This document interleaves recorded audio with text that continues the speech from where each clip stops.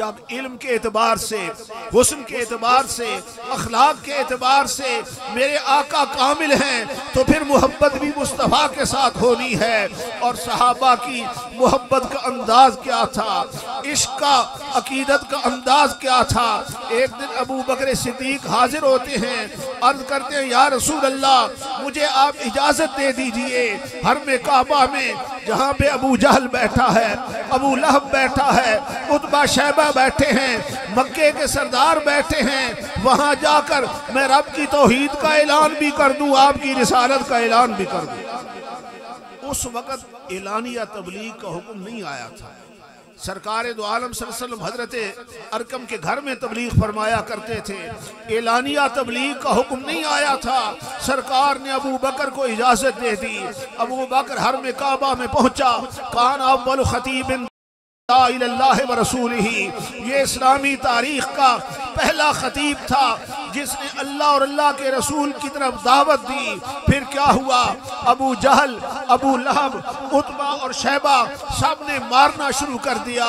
सिद्दीक़ अकबर को इतना मारा गया, इतना मारा गया कि पूरे जिस्म से खून बहने लगा, खून में लथपथ हो गए, चेहरा भी सूज गया। जब अबू जहल ने देखा कि अब सिद्दीक़ की बचने की कोई उम्मीद नहीं है, सिद्दीक़ वफात पा जाएंगे, उसने कहा चलो छोड़ो, अब ये कत्ल का इल्जाम सब पे आएगा। मुशरिकीन मक्का छोड़ के चले गए। जंगल की आग की तरह ये खबर फैल गई कि सिद्दीक़ अकबर को आज बहुत ज्यादा मारा गया है। हजरत अबू बकर सिद्दीक़ का खानदान सारा इकट्ठा हो गया, रिश्तेदार इकट्ठे हुए, बिरादरी इकट्ठी हुई। अबू बकर सिद्दीक़ को उठाकर घर ले गए। बिरादरी ने दुआए खैर दी कि अगर सिद्दीक़ का इंतकाल हो गया, सिद्दीक़ शहीद हो गए, तो जितने बंदे मारने में शरीक थे सब से बदला लिया जाए। अबू जहल को मारा जाएगा, उतबा शैबा सबको मारा जाएगा, क्योंकि खानदान की इज्जत का मसला है, खानदान के वकार का मसला है। हैं सारे काफिर, कोई बंदा भी मुसलमान नहीं। ये अहदो पैमा करने वाले सारे काफिर हैं, खानदानी इज्जत की वजह से जमा हुए हैं। सिद्दीक़ अकबर बेहोश हैं। दिन गुजर गया, पिछले पहर सिद्दीक़ को होश आया, आंख खोली, दाएं बाएं देखा कि सारे काफिर बैठे हैं, मुशरिकीन बैठे हैं। सिद्दीक़ की जुबान पर पहला जुमला ये था कि बताओ मेरे आका का क्या हाल है, बताओ मुस्तफ़ा का क्या हाल है। तुझसे जो आंख मिला ले वही मस्ताना बने, एक नजर जो तुझे देखे वही दीवाना बने। तेरी भीगी हुई जुल्फों के तकद्दुस की कसम, तू जहां बाल निचोड़े वही मैं खाना बने। सिद्दीक़ ने कहा मेरे आका का क्या हाल है। रिश्तेदार गुस्से से आग बगोला हो गए, काफिर थे, नाराज हो गए कि जिनकी वजह से सिद्दीक़ को मार पड़ी है, जब होश आया है तो फिर उन्हीं को याद करता है। रिश्तेदार चले गए। माँ प्याले में दूध लेकर आई कि बेटे पी लो। सिद्दीक़ अकबर कहने लगे माँ, जब तक मुझे ये पता नहीं चलेगा मेरे आका का क्या हाल है, उस वक्त तक न कुछ खाऊंगा न पीऊंगा। माँ ने कहा फिर मुझे क्या खबर तेरे आका का क्या हाल है।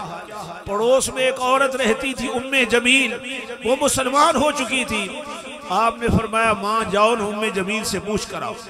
माँ उम्मे जमील के पास चली गई।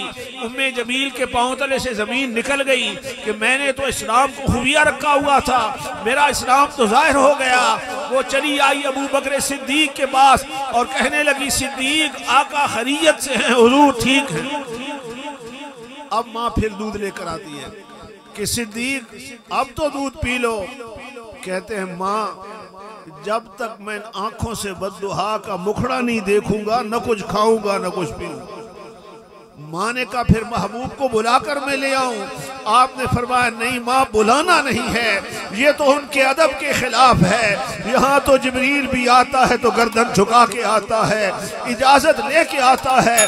बाबे जिब्रील के पहलू में जरा धीरे से, बाबे जिब्रील के पहलू में जरा धीरे से फख्र कहते हुए जिब्रील को छू पाया गया।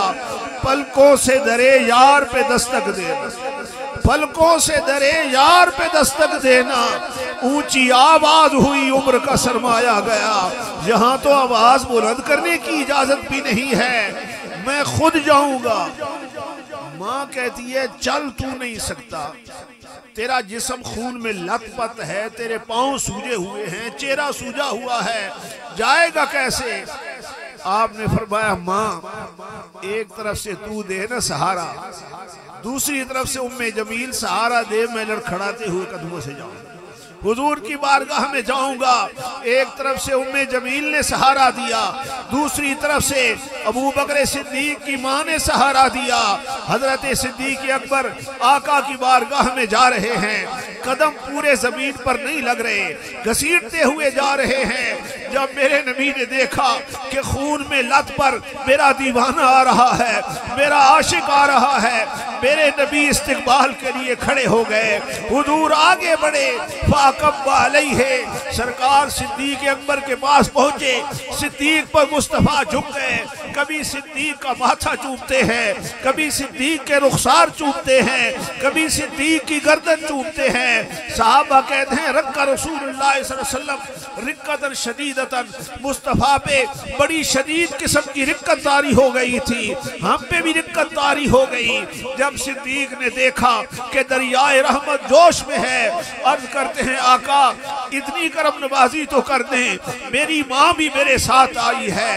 आका इसने इस्लाम कबूल नहीं किया, मैं माँ को दोज़ख में जलता हुआ नहीं देख सकता, मैं ये पसंद नहीं करता कि मैं तो जन्नत में हूँ, मेरी माँ दोज़ख में हो। जरा यदुल्ला वाले हाथ उठाएं ताकि अल्लाह मेरी माँ को भी दौलत इस्लाम अता कर दे। मुस्तफा के हाथ उठाने की देर थी, सिद्दीक अकबर की माँ ने भी पढ़ा अशहदु अल्ला इलाहा इल्लल्लाह व अशहदु अन्ना मुहम्मदन अब्दुहु व रसूलुहु।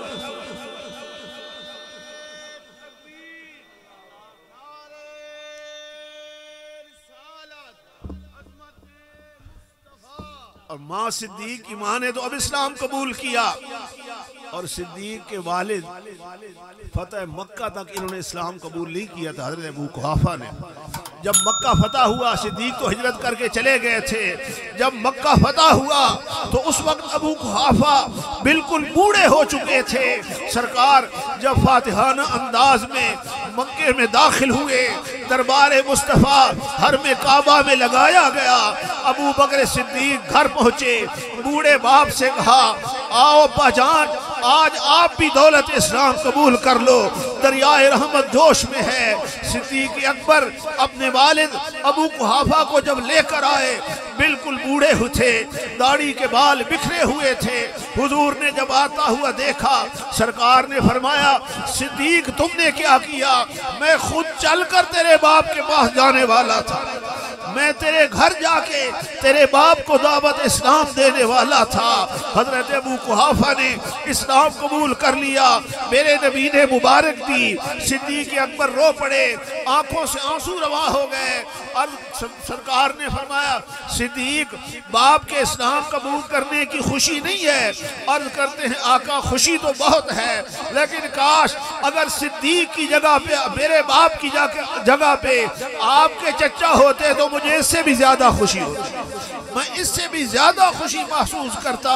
तो मैं ये अर्ज कर रहा था कि सिद्दीक की मोहब्बत का, इश्क का अपना अंदाज है। सरकार ने जब फरमाया कि मुझे 3 चीज़ों से मोहब्बत है, नेक खातून से मोहब्बत है, खुशबू से मोहब्बत है, कुर्रत ऐनी फिस सलात, मेरी आंखों की ठंडक नमाज है। सिद्दीक ने अर्ज की आका मुझे भी 3 चीज़ों से मोहब्बत है, मुझे भी 3 चीज़ों से प्यार है। अब सरकार ने तो 3 चीज़ें मुख्तलिफ बयान की थी ना, खुशबू का जिक्र किया था, नमाज का जिक्र किया था, नेक खातून का जिक्र किया था, लेकिन सिद्दीक अकबर ने जो 3 ख्वाहिशात का इजहार किया ना, तीनों का महवर और मरकज मेरे नबी की ज़ात थी, हुजूर की ज़ात थी। सरकार ने फरमाया सिद्दीक तो ये कौन कौन सी चीज़ों से प्यार है? अर्ज करते हैं आका मेरी बेटी आयशा का आपके निकाह में होना ये मुझे बहुत ज़्यादा महबूब है। और हजरत आयशा सिद्दीका सरकार की ये वो वाहिद ज़ौजा मुतहरा है जिनका निकाह वही इलाही के जरिए किया गया। अल्लाह की तरफ से हुक्म आया था कि महबूब आप आयशा से निकाह कर ले। आयशा आलिमा, जाहिदा, आबिदा, फाजिला, और सरकार के विसाल के बाद सहाबा को जब भी किसी मसले में मुश्किल पेश आती, सिद्दीक़ा कायनात हजरत आयशा का दरवाजा खटखटाया करते। और यही आयशा एक दिन सरकार की बारगाह में हाजिर होती है ना। अब इनका अकीदा देखें, आसमान पर तारे कसरत के साथ जगमगा रहे, घने तारे थे। सिद्दीक़ा कायनात ने अर्ज किया, या रसूल अल्लाह, आपके किसी उम्मती की नेकियां आसमान के तारों के बराबर भी हैं, किसी की नेकियां आसमान के तारों के बराबर भी हैं। मालूम हुआ हजरत आयशा का अकीदा ये था कि मेरा नबी तारों की तादाद भी जानता है और अपने उम्मती की नेकियों को भी जानता है, वरना सवाल नहीं करना था। चलो हजरत आयशा ने सवाल कर ही दिया था, तो मेरे नबी फरमाते, आयशा तारों की तादाद का मुझे क्या पता, और मेरी उम्मत तो सारी अभी पैदा ही नहीं हुई ना, मेरे बाद भी आएंगे, कितने 100 साल और गुजरेंगे, बड़े बड़े मुत्तकी लोग आएंगे, मुझे क्या पता। नहीं, मेरे नबी ने फरमाया, आयशा मेरी उम्मत में एक उमर ऐसा है जिसकी नेकियां आसमान के तारों के बराबर। सरकार ये फरमाकर खामोश हो गए। हजरत आयशा परेशान हो गई, चेहरे की रंगत बुझ गई, चेहरे पर परेशानी के आसार आए। हुजूर ने जब आयशा को परेशान देखा, मेरे नबी ने फरमाया, आयशा क्यों परेशान हो गई, खामोश है। हुजूर ने फरमाया, आयशा परेशान इसलिए हो ना कि खिदमत तो मेरे बाप की ज्यादा थी, कुर्बानियां तो मेरे बाप की ज्यादा थी, मुश्किलों में अगर किसी ने साथ निभाया था तो अबू बकर सिद्दीक ने निभाया था, न जाने उमर बाजी क्यों ले गया। अर्ज करती हैं, जी या रसूल अल्लाह, मेरे नबी ने फरमाया, आयशा तेरा सवाल ये था किसकी नेकियां आसमान के तारों के बराबर, मैंने बता दिया उमर की नेकियां, बाकी रह गए तेरे वालिद अबू बकर सिद्दीक। उन्होंने गार में जो 3 रातें गुजारी थी, उन 3 रातों में से एक रात एक तरफ, उमर की सारी जिंदगी की नेकियां एक तरफ।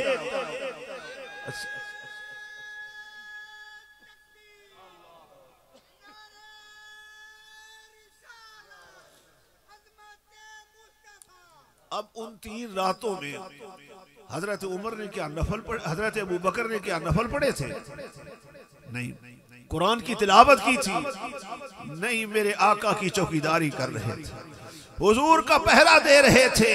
तो नामूसे मुस्तफा पर पहरा देना ये इतना बड़ा अमल है, इतनी बड़ी नेकी है कि सरकार ने सिद्दीक के इस अमल को उमर की सारी नेकियों से बढ़ा दिया।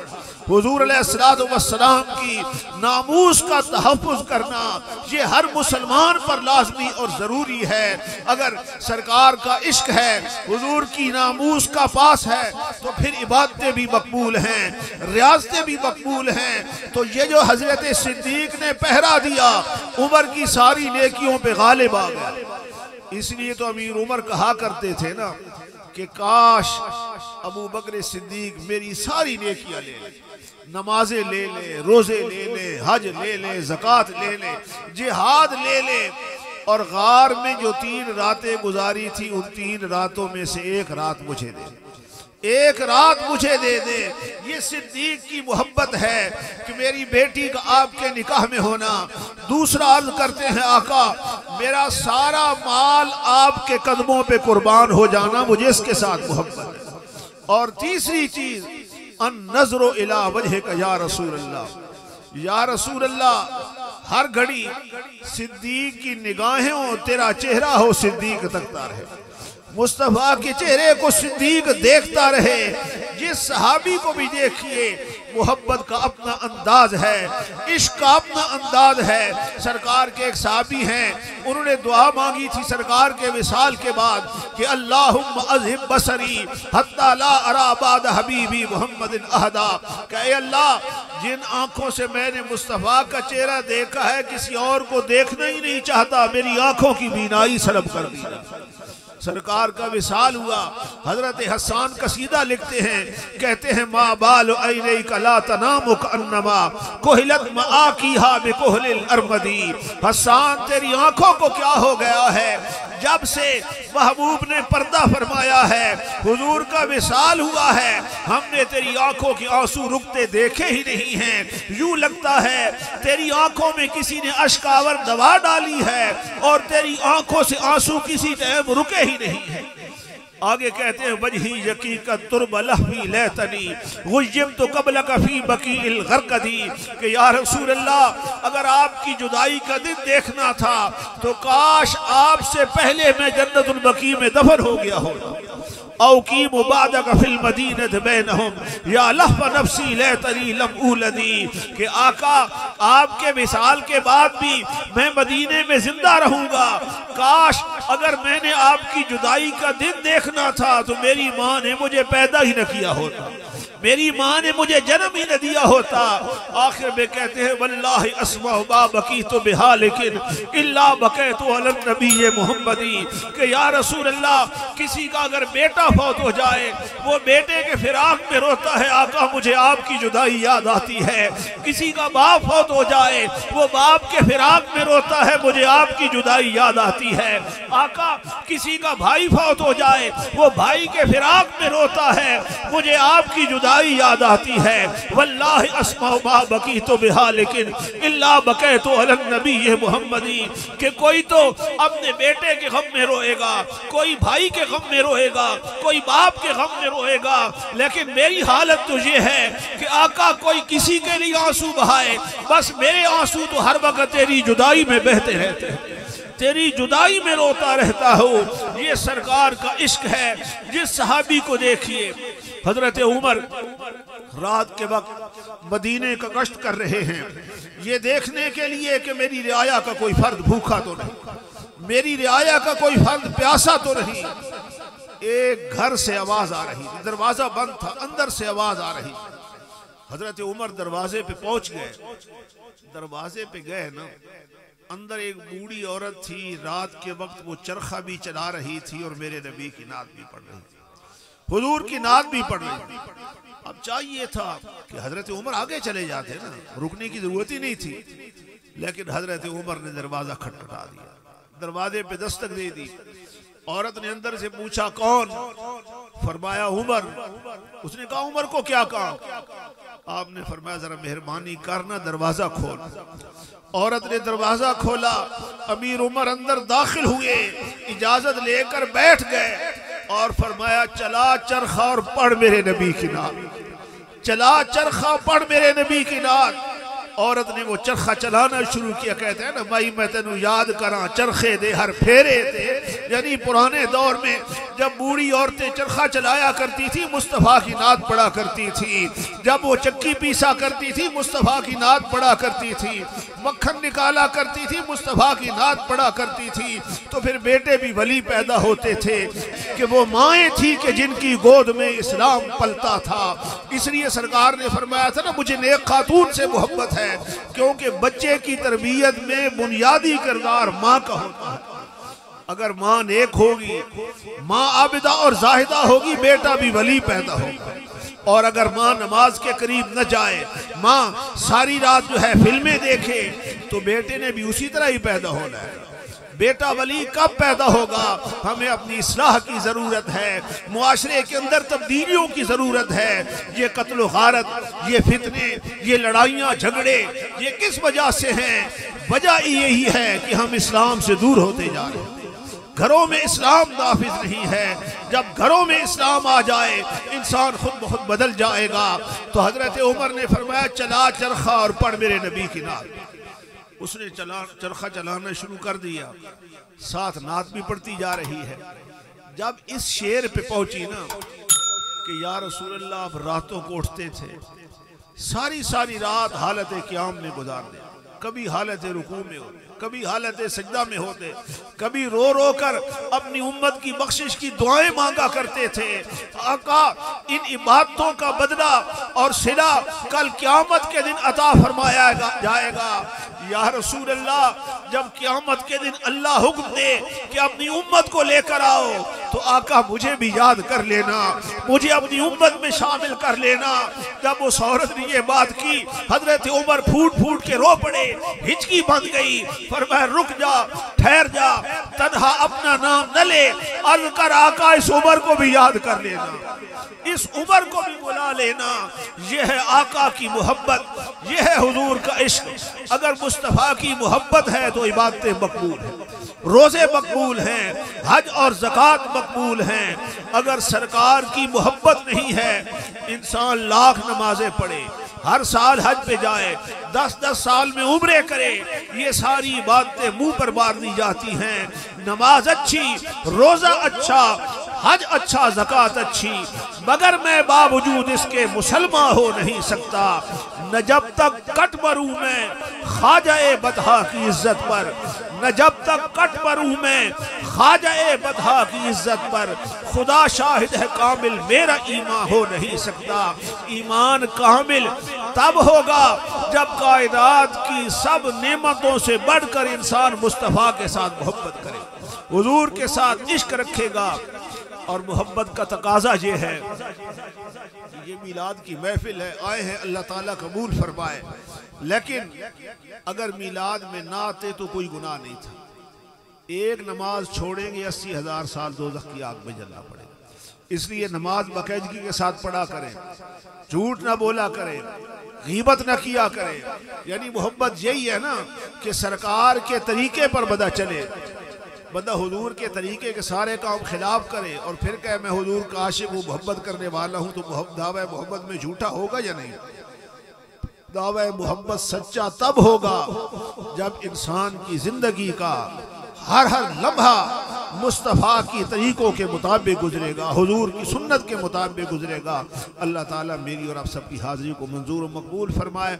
अल्लाह ताला इसी अकीदे हक़ पे कायम रखे, इसी अकीदे हक़ में मौत आए, ज़िंदा रहें तो इज़्ज़त और ईमान के साथ ज़िंदा रहें, दुनिया से जाएँ तो ईमान की दौलत साथ लेकर जाएँ। वमा अलैना इल्लल